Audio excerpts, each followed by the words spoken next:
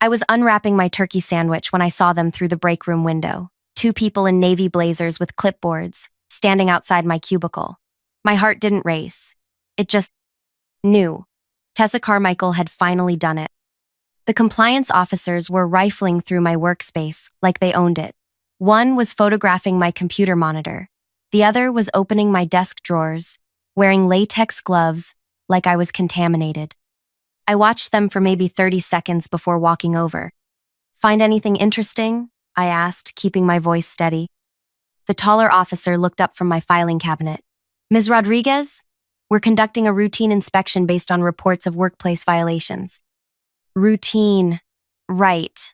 I knew exactly what reports they meant, and I knew exactly who had filed them. Tessa was hovering 3 cubicles away, pretending to organize papers while watching everything unfold. She'd been building this moment for months. "What kind of violations?" I asked. "Unprofessional conduct, systematic errors in client communications, potential safety hazards in workspace organization." The shorter officer read from his notes without looking at me. "We need to complete this inspection before you can return to your workstation." Before I dive deeper into what happened next, could you please take a few seconds to tell me in the comments where you're listening from, because I want to know where my story is reaching. And please like, subscribe, and hit the bell, because what I'm about to share with you changed everything about how I see workplace dynamics. My name is Ana Morales, and I've been working at this major insurance company for 4 years. I handle high-value client accounts, which means when I mess up, it costs serious money.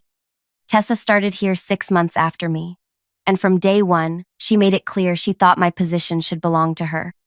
See, Tessa had this thing where she needed to be the smartest person in every room. She'd interrupt my client calls to clarify points I'd already explained perfectly. She'd CC our supervisor on emails correcting grammar mistakes that didn't exist. She'd volunteer for my projects and then suggest improvements that made no sense. But here's what really got under her skin. I was quiet about my successes. When I landed a major account, I didn't announce it in team meetings. When clients sent thank you notes, I didn't forward them to the whole department. I just did my work and went home. And that drove Tessa absolutely crazy because she couldn't compete with something she couldn't see. So she started watching me, really watching me. She'd note what time I arrived, when I took breaks, how long my lunch lasted.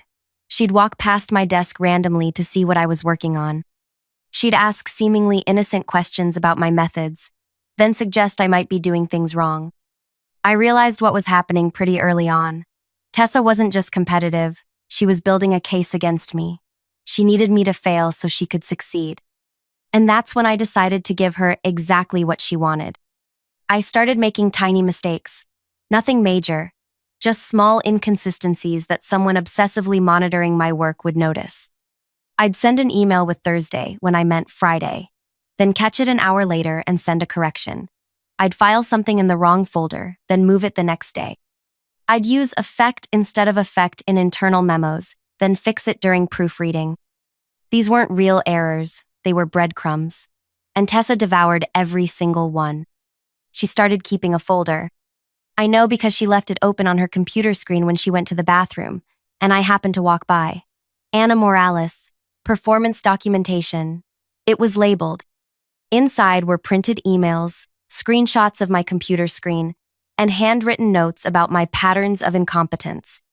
While Tessa was building her little prosecution file, I was working on something else entirely, something that would matter when the moment came.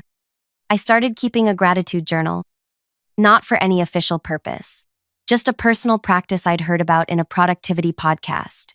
Every evening before leaving work, I'd write down 3 good moments from my day. A client who thanked me for solving their problem, a coworker who helped me with a difficult calculation, a supervisor who complimented my presentation. Just simple, genuine appreciation for the positive interactions that made my job worthwhile. I kept this journal in my desk drawer right next to my regular work supplies. Nothing hidden or secret about it. Just a small leather notebook where I recorded moments of professional gratitude. The entries were honest and specific. Daniel Cho from accounting stayed late to help me understand the new billing software. His patience made a frustrating day so much better. Client Mrs. Patterson called just to say how much she appreciated my follow-up on her claim. It's moments like these that remind me why I love this work. Alicia brought coffee for the whole team during our budget meeting. Small gestures like this make our workplace feel like a community. Month after month, I filled pages with these observations. Every person who showed kindness, professionalism, or excellence earned a mention. Every positive interaction, no matter how small, got documented with the date and a brief description of what made it meaningful. What I didn't realize at the time was that I was creating an accidental audit of workplace relationships. As I wrote these entries, a pattern emerged that I hadn't noticed before. Some people appeared constantly. Daniel Cho from accounting showed up dozens of times for his helpful explanations and collaborative spirit. Alicia from human resources earned frequent mentions for her thoughtful gestures and professional guidance. Even our strict supervisor, Mr. Walsh, appeared regularly for his clear feedback and fair treatment of the team. But one name never appeared. Not once. In 18 months of gratitude journaling, through hundreds of entries documenting positive workplace interactions, Tessa Carmichael had never done a single thing worth acknowledging. Not one helpful gesture. Not one professional courtesy. Not one moment of genuine collaboration or kindness. I hadn't planned this. I wasn't trying to exclude her. But as I reviewed my journal entries, the truth was undeniable. Tessa had never contributed anything positive to anyone's work experience. She existed in our office like a black hole, consuming energy and attention without generating any warmth or light in return. 6 months after I started the journal, Tessa made her move. It was a Tuesday morning when she requested a meeting with our supervisor and the compliance department. She presented her carefully organized folder of my performance issues and requested a formal investigation into my work quality and professional conduct. Ana Morales has demonstrated a pattern of errors and unprofessional behavior that puts our client relationships at risk, she told them. I've been documenting these issues because I care about our team's reputation and our company's standards. Mr. Walsh listened to her presentation, reviewed her evidence, and agreed to authorize a compliance inspection. Standard protocol required that I be notified, but Tessa specifically requested that the inspection happen while I was at lunch so I wouldn't have the opportunity to prepare my workspace or hide evidence of violations. And that's how I ended up watching 2 compliance officers search through my belongings while I stood there with half a turkey sandwich, knowing that everything was about to change. The officers were thorough. They photographed my computer screen, which showed a perfectly organized client management system. They examined my filing cabinet, which contained meticulously labeled folders in alphabetical order. They reviewed my email correspondence, which demonstrated clear, professional communication with both internal teams and external clients. And then the shorter officer opened my desk drawer. "What's this?" he asked, pulling out my gratitude journal. "Personal notes," I said. "Just some thoughts about work." He flipped through a few pages, reading quietly. Then he looked at his partner and nodded toward something I couldn't see. They were having a silent conversation with their eyes. "Miss Rodriguez," the taller officer said, "would you mind if we reviewed this notebook more thoroughly? It appears to contain workplace observations that might be relevant to our investigation."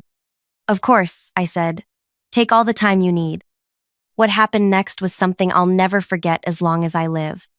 The officers sat down at my desk and began reading my journal from the beginning. They weren't scanning quickly. They were studying each entry carefully, sometimes pointing at specific passages and whispering to each other. 5 minutes passed, then 10, then 15. Other people in the office started noticing. Work conversations quieted as colleagues realized something significant was happening at my cubicle. Tessa moved closer, trying to see what the officers were reading that held their attention so completely. After 20 minutes, the shorter officer looked up at me with an expression I couldn't quite read. "Ms. Rodriguez," he said slowly, "how long have you been keeping this journal?" "About 18 months, I replied. "And these entries are all authentic? You're not exaggerating or fabricating positive interactions for any particular purpose?" The question surprised me. "No, of course not. Those are just genuine moments of appreciation. I write them down because focusing on positive experiences helps me enjoy my work more." The officers exchanged that look again. Then the taller one stood up and walked over to where Tessa was pretending to organize files. "Miss Carmichael," he said, "could we speak with you privately for a moment?" I watched Tessa's face change as she realized this wasn't going according to her plan. The officers weren't arresting me or confiscating my computer. They were asking to speak with her. The three of them walked into the small conference room at the end of our floor. Through the glass walls, I could see them talking, but I couldn't hear what was being said. Tessa's expression shifted from confident to confused to something that looked like panic. They were in there for almost 30 minutes. When they finally emerged, Tessa looked like she'd been crying. The officers returned to my desk, where I'd been sitting quietly, answering emails and trying to process what was happening. "Ms. Rodriguez," the shorter officer said, "after reviewing the evidence presented to us and conducting our own examination of your workspace and documentation, we're closing this investigation with no findings of misconduct or policy violations." Relief flooded through me, but I could tell there was more to say. "However," the taller officer continued, "we do want to discuss some concerns that came to light during our review." He opened my gratitude journal to a page near the middle and showed it to me. "In 18 months of documenting positive workplace interactions, you've mentioned 63 different people by name. Colleagues, supervisors, clients, vendors, security guards, cleaning staff, 63 people who made your work experience better in some way." I nodded, not sure where this was going. "Ms. Carmichael's name appears 0 times in your journal." The words hung there between us. I looked at my journal, then at the officers, then toward the conference room where Tessa was still sitting alone. "That wasn't intentional," I said quietly. "I just write down moments of genuine appreciation. If someone doesn't appear in my journal, it's not because I was trying to exclude them, it's because—" I couldn't finish the sentence, because saying it out loud would make it real, and I wasn't sure I wanted that responsibility. "Because they never did anything worth appreciating," the shorter officer completed. "We understand, and we think Miss Carmichael understands now too." They closed my journal and handed it back to me.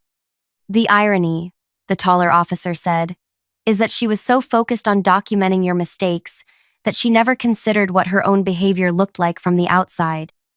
Your journal inadvertently created a record of workplace relationships that reveals more about office dynamics than any performance review ever could." They packed up their materials and prepared to leave. As they walked away, I heard one of them say to the other, 18 months, and not a single positive mention. Can you imagine being that consistently? They were too far away for me to hear the rest. I sat at my desk, holding my gratitude journal and trying to understand what had just happened. Around me, normal office sounds were returning. Keyboards clicking, phones ringing, quiet conversations about project deadlines and weekend plans. But everything felt different now. The compliance investigation that was supposed to destroy my career had instead revealed something much more devastating about the person who'd orchestrated it. Tessa Carmichael had spent months documenting my tiny, inconsequential mistakes, while being completely blind to her own toxic impact on everyone around her. She'd been so busy trying to prove I didn't belong here that she'd never considered whether she belonged here herself. And now everyone knew.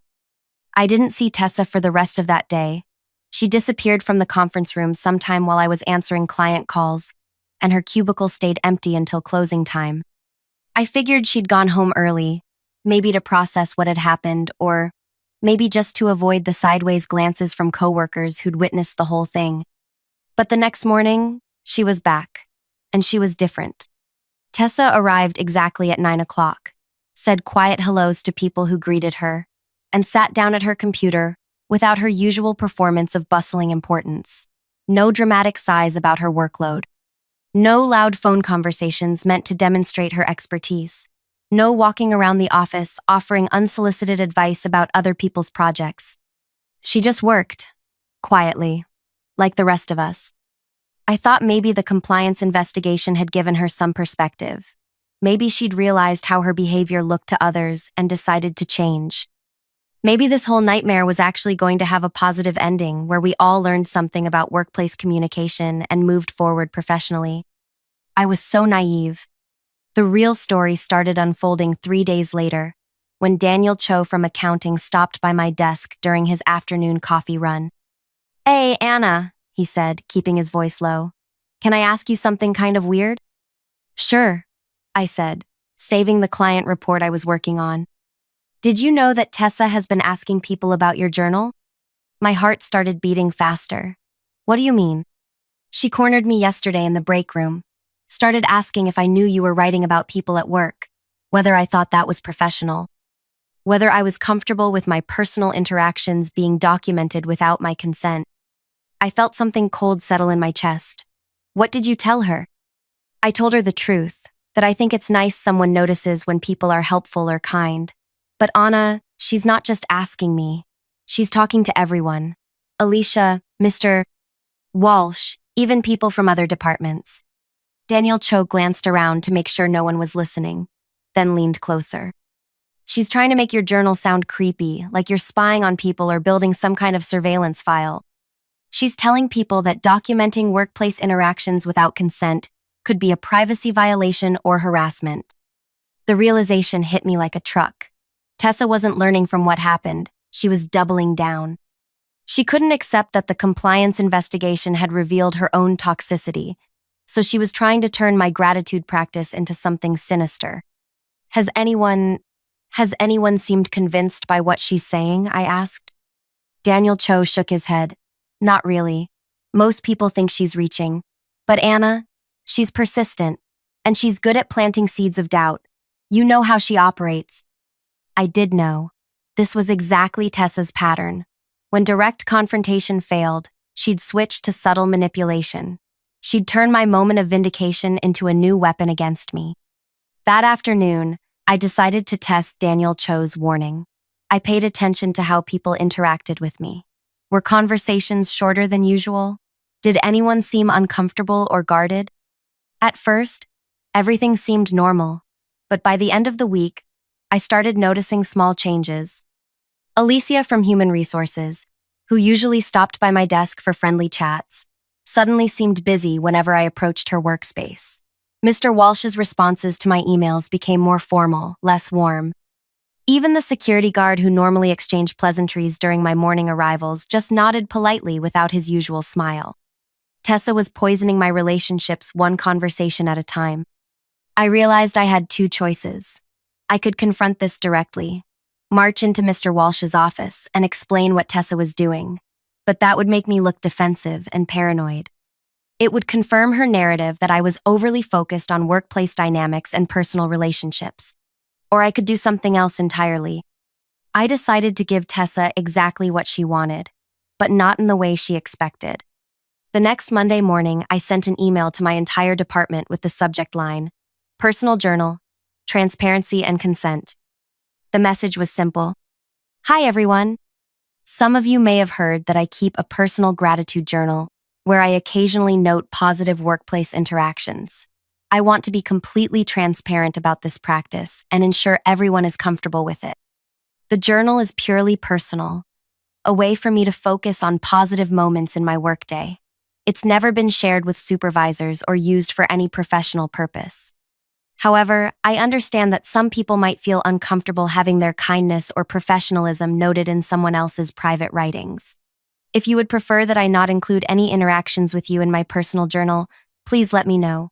I will absolutely respect that preference, and it won't affect our working relationship in any way. I value all of you as colleagues and want everyone to feel comfortable with how we interact professionally. Best regards, Anna." I sent the email and waited. Within an hour, my inbox started filling with responses, but they weren't what I expected. Alicia was the first to reply. "Anna, I had no idea you were writing about positive moments at work, but I think that's wonderful. Please don't stop including me. It makes me happy to know that small gestures matter to people." Then Daniel Cho, "Keep writing. If more people focused on appreciation instead of complaints, this would be a much better place to work." Mr. Walsh sent a longer response. "Anna, your gratitude practice sounds like an excellent way to maintain a positive perspective in a demanding work environment. I appreciate your transparency and professionalism in addressing this matter directly." One by one, my colleagues responded with support, curiosity, and encouragement. Several people asked if I had any tips for starting their own gratitude practices. Others shared stories about how small acts of workplace kindness had impacted their own careers. By the end of the day, I had 37 responses. 36 of them were positive, supportive, and grateful to be included in my journal. One person didn't respond at all. Tessa's silence was deafening. While everyone else was celebrating the idea of workplace gratitude and mutual appreciation, she couldn't bring herself to engage with the conversation. Because engaging would require her to acknowledge that she'd been wrong about my journal, wrong about my motivations, and wrong about how our colleagues would react. But the most devastating part was yet to come. Over the next week, something beautiful started happening in our office. People began practicing gratitude more openly.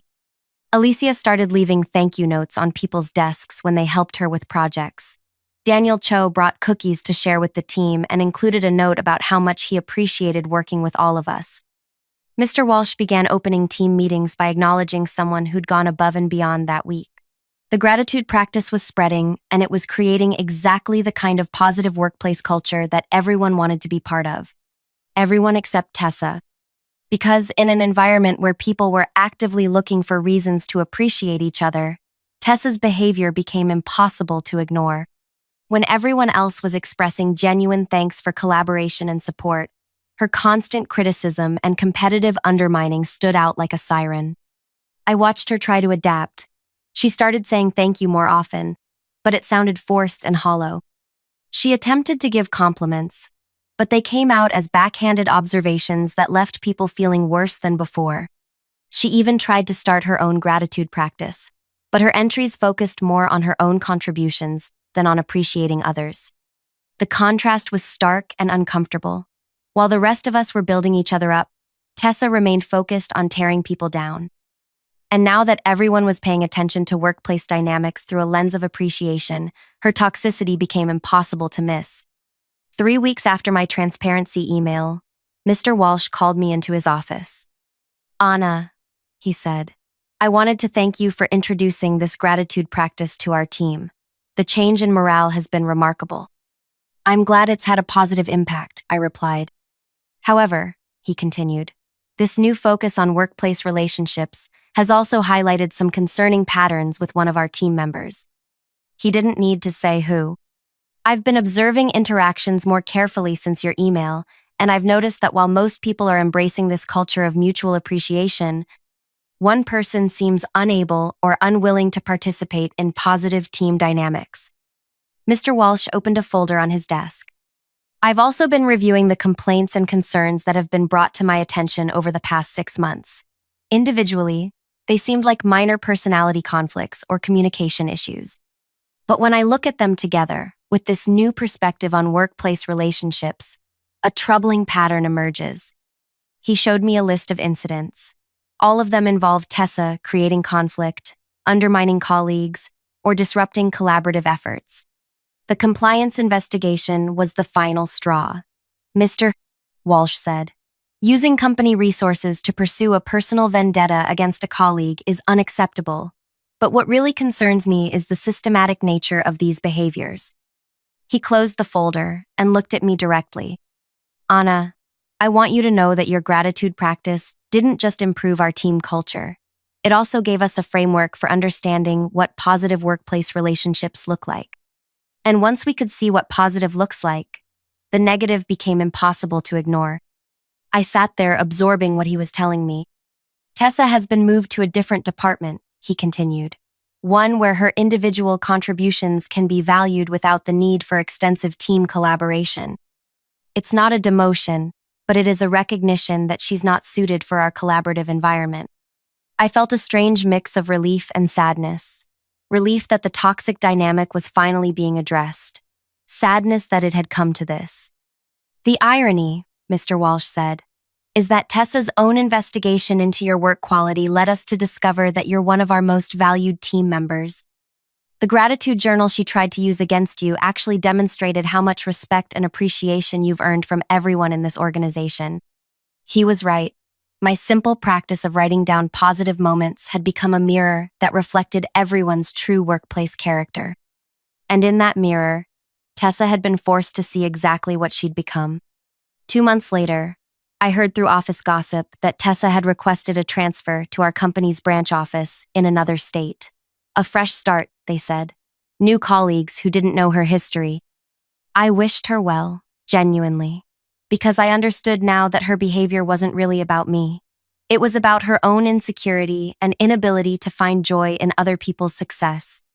My gratitude practice had simply made that truth impossible to hide. The revenge I'd gotten wasn't the kind you see in movies. I didn't destroy her career or humiliate her publicly. Instead, I'd created a mirror so clear and honest that she couldn't stand to look at her own reflection anymore. And in trying to tear me down, she'd accidentally revealed exactly who she really was. My gratitude journal is still on my desk. I still write in it every evening before going home. But now it serves a different purpose than when I started. It's not just about my own positivity anymore. It's become a reminder that the way we treat people matters, that kindness leaves traces, and that authenticity always wins in the end. Sometimes the best revenge isn't about making someone pay for what they did to you. Sometimes it's about creating a world where their behavior simply can't survive.